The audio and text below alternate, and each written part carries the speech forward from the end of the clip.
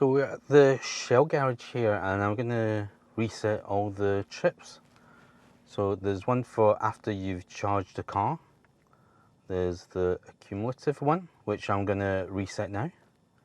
Right, so we're at 44% on the battery, range 109, and we are traveling to Musselburgh, which is, how far away is it?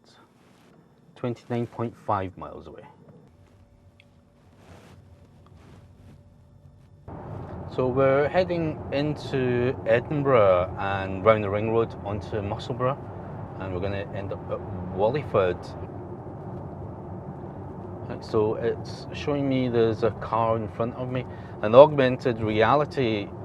Honestly, when I was coming back up from Morecambe after picking up the car, I mean, we travelled probably 170 miles on the return leg, and I found that a lot of stuff I couldn't really figure anything out because it's just too much information. So I just kind of drove it on my way home, and I found the head-up display was a little bit blurry. Then I realised later that you could adjust it, but you had to do it within the screen settings, which I'll show you guys later. Yeah, that was really confusing because it was at the bottom of the edge of the head-up display. It was slightly blurry, but when I readjust it now in front of me, it's actually quite clear, and there's quite a few settings on there. So what you see on here for the cars coming on the left and right, I actually see it projected in front of me, so all the warning signs and stuff. And the car ahead, there's actually a little blue bar, and I think blue means I'm following it, and I think if it goes white, it goes further away until it disappears. So now we're about a mile from the junction, and I've got the chevrons on the head-up display telling me where I should be going. So I should be coming off in a minute. So currently we are at 3.7 miles per kilowatt hour, and we've done 11 miles so far. Obviously this has all been downhill. So even though this is a relatively large car, I still feel pretty comfortable driving it. I think it's all the safety features with all the cameras and everything that's popping up, like the car in my blind spot, I think is very handy and also makes it feel a lot more safer and manageable. Yeah, so definitely myself and Jen thinks that the cameras is definitely one of the key selling points of this car. It's just so safety conscious with Hyundai. So Wallingford Park and Ride is just outside Musselburgh, which is just outside Edinburgh, and I suppose this is one of the main key stations or train stations to get into the capital for people working or living outside and working in the capital. Yeah, so I'm going to jump out, try these chargers out because they've got two rapids here. Apparently these are 150 kilowatt chargers, so we'll give it a go, see what it's like.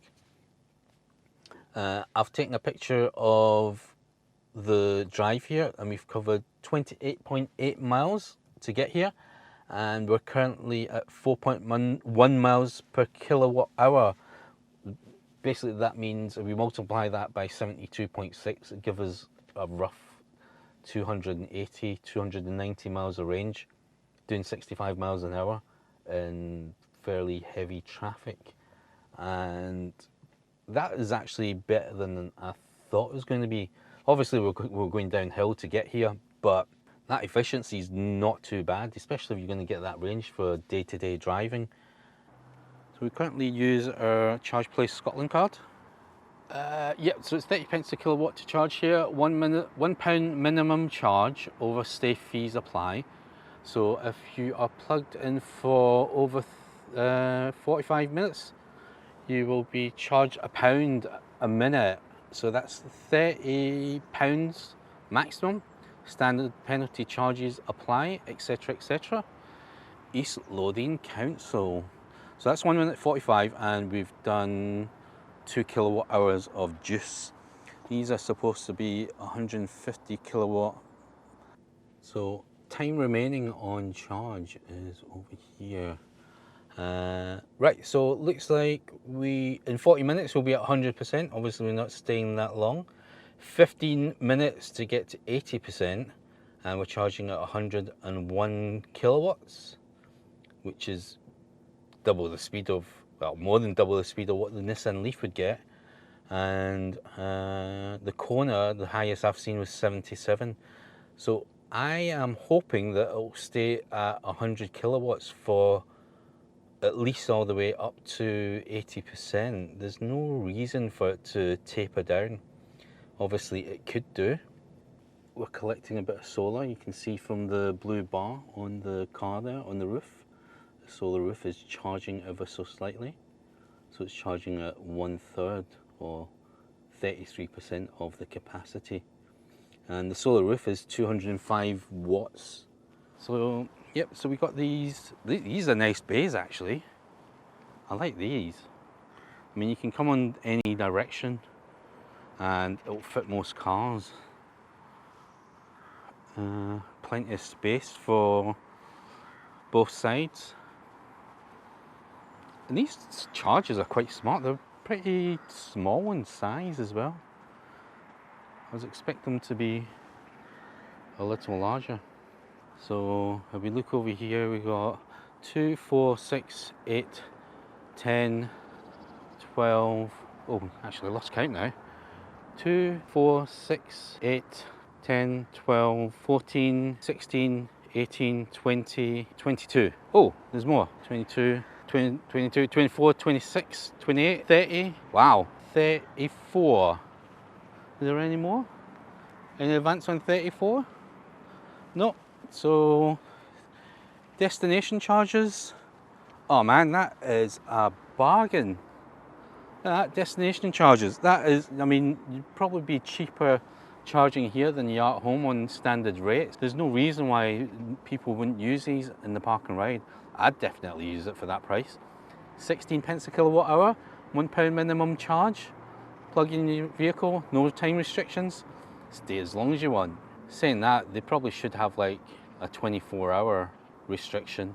You don't want someone to leave it plugged in, go on holiday for 2 weeks and leave the car plugged in while they take the train to the airport. But I don't think anyone would be daft enough to do that. So this car, every time I park, if there's people around, they come over. Obviously in this park and ride, there's no one here, apart from Granny at the bus stop. I don't think she's interested in the Ioniq 5. But everywhere I've gone, I've just had people coming up to me. So I'm very happy with the colour. And I was thinking to myself that, you know, when I ordered the car back in February, I literally had about 10 seconds to pick the colour. And the reason for that was I was thinking, well, if I don't pick something quick, then it's probably going to be, basically the reservation is going to be all gone at that point. So I thought, right, well, there's black and white. I thought, no, I don't really want a black or a white car. And then there was the Gravity Gold matte.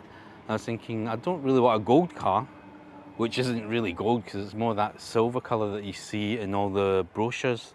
So I thought digital teal green, that on the renders it kind of looked like the Nissan Leaf, quite a light sort of color, and I thought, yeah, I can go with that.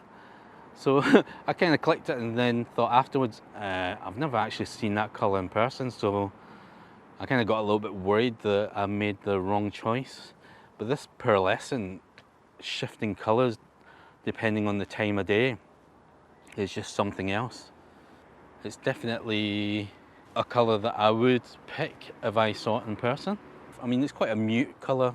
It's not as vibrant as what you'd expect from other manufacturers, but Hyundai always seems to have slightly grey sort of shades of colors. Right, let's go and check on the charge and have a quick look. Little finger CCS. Right, so we are at 31.2 kilowatts, 71%, and we've only been here 15 minutes, 16 minutes. I've just been tutoring around. It's just the design of it. It's so 80s. Everything about it is 80s. I mean, even the pixel lighting and the amount of pixels around the car is 256, which is 8-bit, was very 80s. It was like the Nintendo NES, the Sega Master System logo. I really like the Ioniq 5. The way it extrudes out, kind of pops out of the back glass. And then you get the big Hyundai badge, and that badge is massive.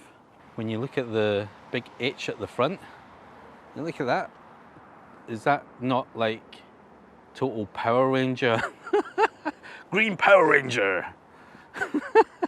Yeah, it's like a Power Ranger helmet, isn't it? It's like, I mean, I don't know what is the Green Power Ranger. What's his special ability? Well, maybe it's growing trees or something, but doesn't it? It just looks like, it's just, yeah, it definitely looks like a Power Ranger helmet. Anyway, that's just my thought with that big H emblem. Let's go back into the car. We are currently pulling 67 kilowatts. Currently it thinks we can have 220 miles. I mean, I might stay here for a bit longer. I mean, 22 minutes I could get a full charge.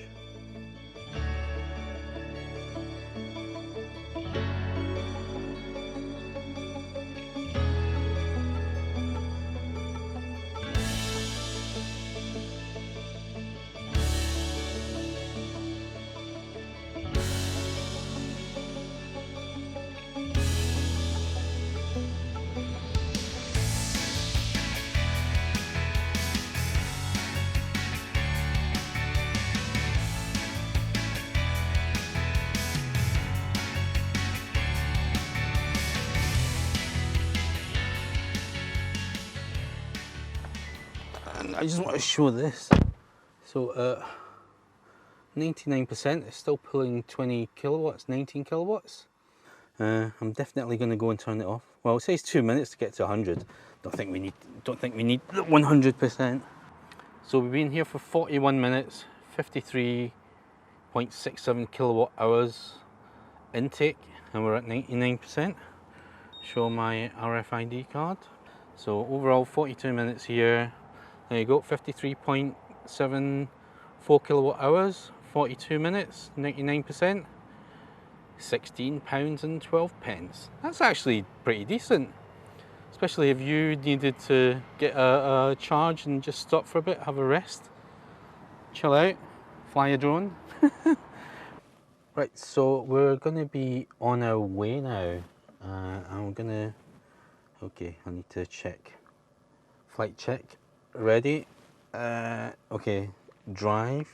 So this dial here, this rotating dial here is getting the better of me because I've never had a car with the gear selector in the stock. Right, how do we get out of here? So I am heading towards my friend's house. I'm just going to show him the car because I think he's dying to see it. He's got himself a Nissan Leaf 40 kilowatt hour, which he loves, and he's been using that quite a bit. Oh, we're just cruising along here. Might as well talk about the interior quality. It's the material is very nice. The leather steering wheel is fairly chunky. It's got these nice little grooves for your thumb to sit in. And this material here is actually quite soft, and under here feels like glass, so it's probably the same sort of material as the haptic climate control. The only thing that I'm not totally sure about is the haptic controls here, because it's all in one. It's not that intuitive. You could actually miss the fact that they are buttons, but overall the build quality is very nice. I can't see any sort of issues with it. It's got nice materials all round. The seat, the leather seat's comfortable and soft. Good lumbar support as well. Material up here is nice. Material down here is nice on the armrest. Yeah, it's, I mean, there is plastic, hard plastic around, but it's not, I mean, it's that low down, it doesn't really matter too much, does it? And even this is slightly soft sort of plastic. Now, the fridge magnet, I'm not sure if I'll use it, although I could probably use it for tickets for when you're parking. I'm not sure if traffic wardens will actually look at that spot for it, but I think that'll be a pretty neat place to put it. Maybe you could put it up high. I'll have to give it a go. And then ask the traffic warden if he would actually look at those spots. Or if you are a traffic warden, would you do that? Would you look at that spot? And this here is like the worst junction for a ring road you can imagine. I mean, why on earth would Edinburgh Council allow this monstrosity? If you look at it here, I mean, look, there's 6 exits and they put a roundabout right in the middle of a ring road. It's a ring road. You're supposed to keep traffic flowing. There's no flyover to get over the other side. There's no tunnel.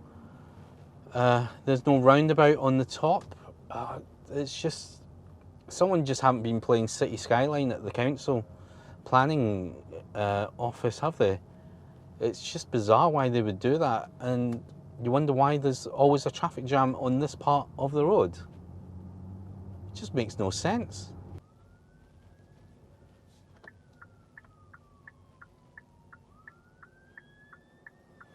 Okay, so we got the fire service going past, and I can check with the camera by indicating left to see how close to the curb I am, or the grass verge, did I say? Oh man, that feature never gets old. It's so cool. So, as I was too busy chatting to my mate Chris, it is now 5 o'clock and we are in rush hour traffic in Edinburgh around the ring road. Yeah, so one of the other neat features is the rear view camera. You can actually switch that on at any point on your drive. So even if you're doing 70 miles an hour, you can switch it on and see what's behind you.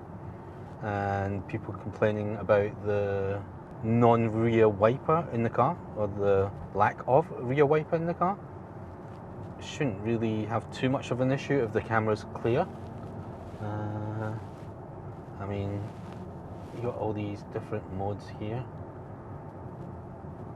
And top down, see what's alongside you. So like here you can tell the car coming on your blind spot even if you didn't have the blind spot monitors. And there's another car in my blind spot.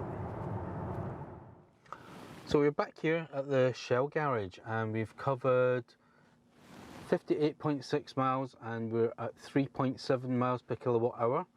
And we must have had the car on at my mate's Chris for at least an hour. So on the drive info here, it's 3.9 miles per kilowatt hour. It was 4 before, and it just kind of dropped all of a sudden. So the aircon was on for about an hour while I was chatting away with Chris. But overall, quite happy with 3.7 for such a big car. So overall, it's not a bad result for the car for being such a big beast. And just, I mean, there wasn't a 100% accurate test. It was more of a quick drive around. I just wanted to see roughly what it can do. Obviously, efficiency 3.7 miles per kilowatt hour isn't all that bad. I was hoping for 4, but I reckon if I equaled it out, I could probably eke out more than that. It's been a good drive today, just testing the car out, just going for a wander. And it was nice getting out actually for a change. So if you like this video, please hit the like and subscribe and hit the notification bell, and definitely put down in the comments what you want to see in the next video. But anyway, enough waffling. I will see you guys next time.